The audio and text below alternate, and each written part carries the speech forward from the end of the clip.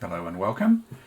I was looking at fitting a walking foot to this Elna ear electronic.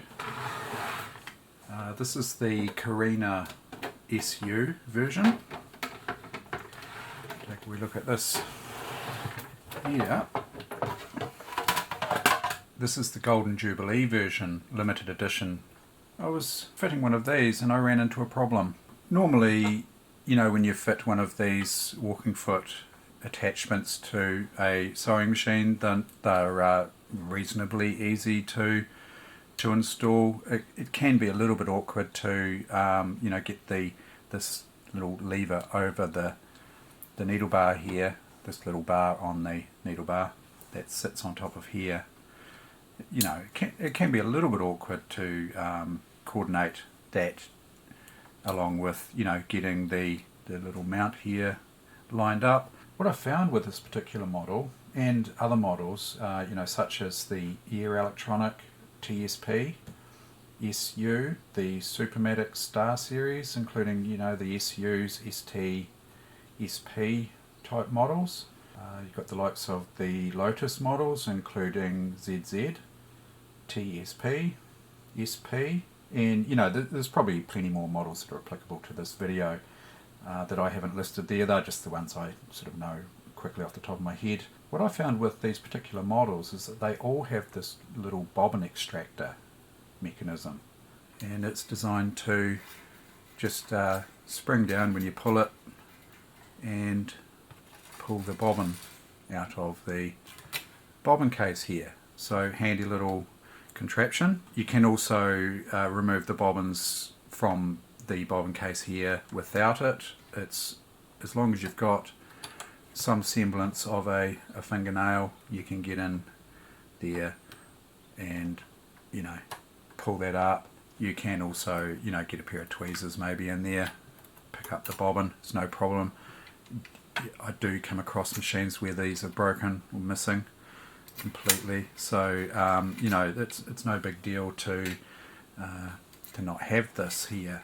There's plenty of ways to work around it, but the problem is that when this is installed, it interferes with this here. Now I'll show you what I mean. First of all, you would raise your presser foot there, undo the screw that mounts the presser foot on, make sure the needle's up as high as it can go, and we'll remove this foot. And I actually find it easier to, I mean, you can remove these feet without taking the mounting screw right off, and you know, you could install this with just by angling that on there, but I find it a bit awkward, especially with the needle in. I find it easier to remove the screw completely and then install the presser foot here.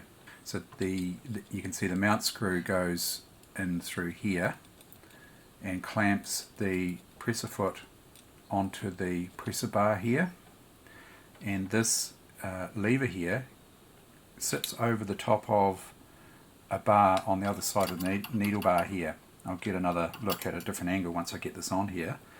So the easiest way is to hold this up and come around. Now you can see the problem already. This here is in the way, and you know, you can temporarily pull that down and hang it out the back like that. I guess that's an option. I'll see how that goes. I'm just not too sort of keen on that. No, I don't think that's a very good option. I was going to say you could possibly run it like that, but anyway, you line up the screw hole here so that the screw goes in between these two pieces here, on the bar there. Get you a closer look there, and then you screw the screw in, and then it's just a matter of screwing that tight there, tight like that. And in the meantime, I've also got the bar here over the needle bar So if we have a look around at another angle here, you can see that the lever is over the top of this here, and there you can see the lever. This is looking from the right hand side. You can see the lever over the top of the little bar here. So as the needle goes up and down, you can see the action of the walking foot there.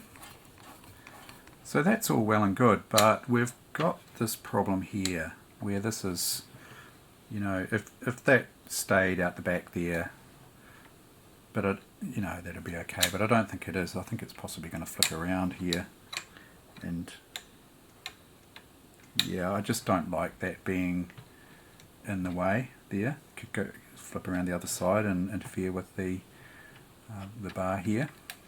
If I put the foot down, you can see there's no way that I can get that back up into the hole there. There's a piece of plastic up inside the spring here, so you know it can't bend the spring because it's got a piece of plastic inside here, part of this that holds it on. And there's a fair bit of movement on this spring. I guess you could, you know, tie it up out of the way here. I'm not too keen on that either, really. So the other potential issue is that this door may not have enough room to open there, and if we look at this here, the press foot's in the raised position here, and if we open that, it won't open because it's hitting the underside of the walking foot here. But if I hold the lever up extra high here, just holding that lever up, it will open. But can we get the bobbin out? I guess with a pair of tweezers might be the easiest way, because let's see here, it's a little bit awkward. We can get the bobbin out, I think.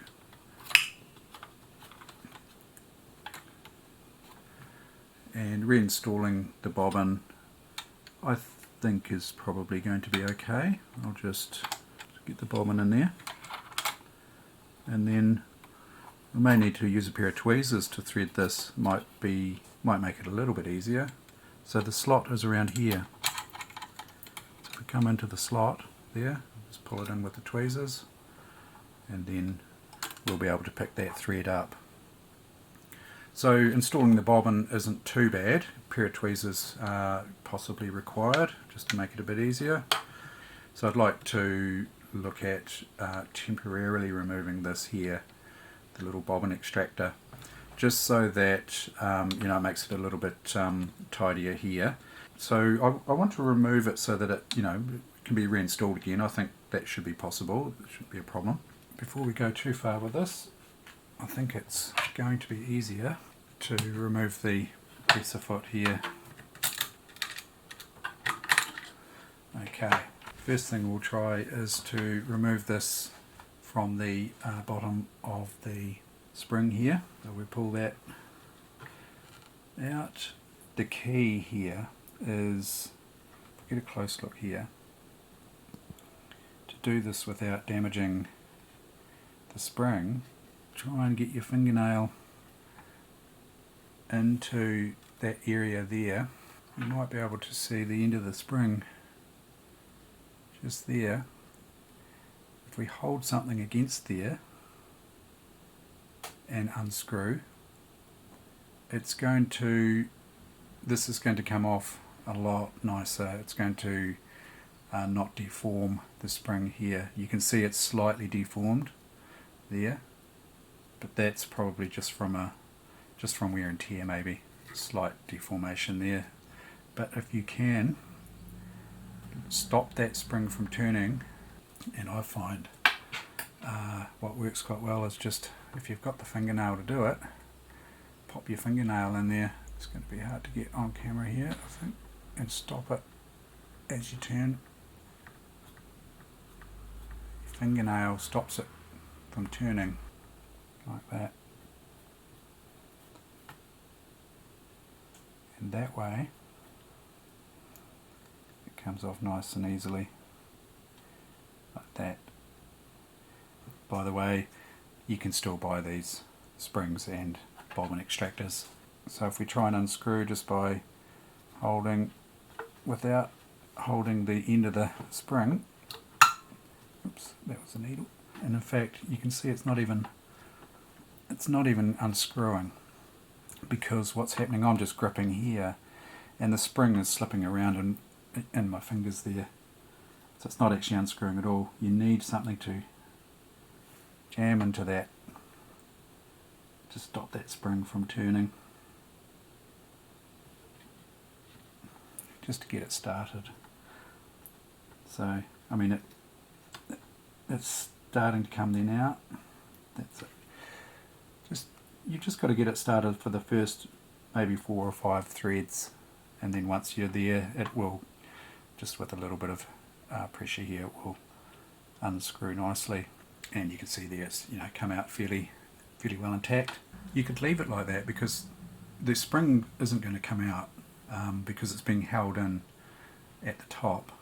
So when you want to put the extractor back on, you can just put the extractor back up into the hole there. You should be able to sort of fish the spring out if you just put it in an angle this slightly, and this end here will grip the spring. Pull the spring down. You can then just screw that on. It seems to screw on a lot easier than it unscrews, and you could just, I wouldn't tighten that too much. I would just come up to the edge there, and then you're ready to go again. So that system works quite well. So now that is going to sit up in here, we can just install the foot again. So we're ready now to try the walking foot. Let's reinstall that there.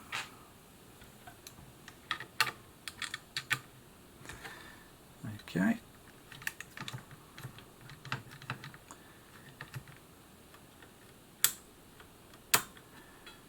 One thing I noticed with the walking foot here is that the toe tends to sort of spring down here, and I think that that's just the way it's designed really.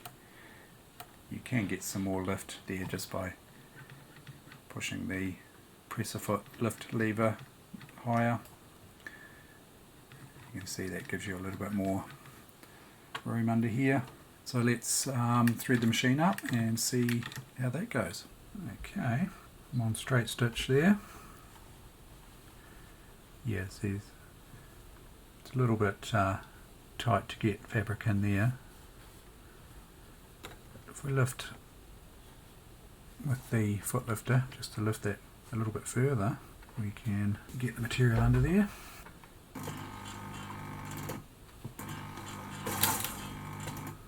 Just drop that stitch length down a little bit.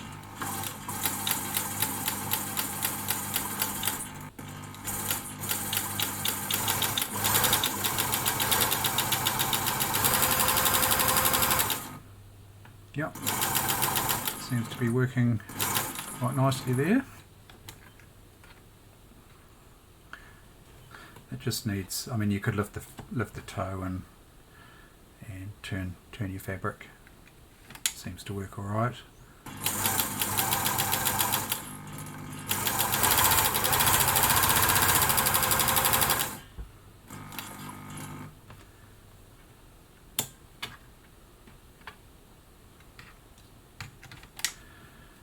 And you can see the action of the lever here.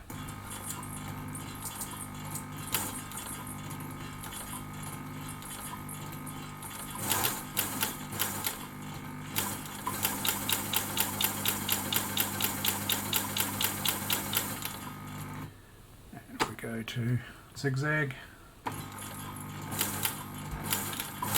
no problem. So no problem doing, pattern stitches, zigzagging.